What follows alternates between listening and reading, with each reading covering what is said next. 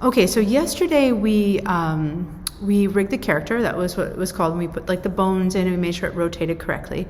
Now we're going to add a background, and that's going to help us figure out like kind of what we want to do with this character. We're adding like, we can add a simple background. So you can draw a background if you want. What you first want to do is add a layer, and you want to click and drag that layer and drop it below the armature layer, okay? And you can double click on it and call it background, just like we did before in our vector portraits, okay? And so here you can take the line tool if you want and start drawing like a ground if you want. I'm not super great at drawing things, so what I do is I looked at a bunch of cartoon backgrounds. I thought it would be funny to make my my robot like do some exercises. So all I did here was just like look at a simple background here and one without any characters in it. And I just did Command Control Shift 4, and I went and took a screenshot of this background like this.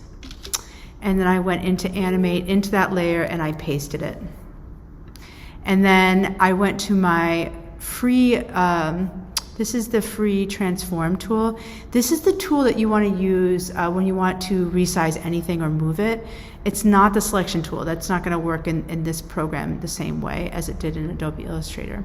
So you're going to click it and then hold down Shift to resize. You can do whatever background you want. You can even go back to your cityscape and add your cityscape in here. You know, get it the position that you want it, and then you can leave it like that.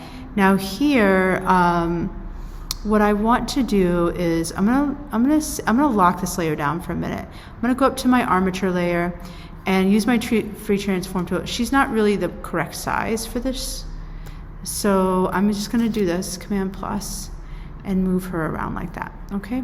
So this way I can start and I have my background already, and then I can just like kind of work within this background. I know how I want to move her in the background. So you are just adding a background today, and make sure that you Command S, save it, and then at the end you're adding the file to Google Classroom, because it is not saving in the cloud like it was with Adobe Illustrator.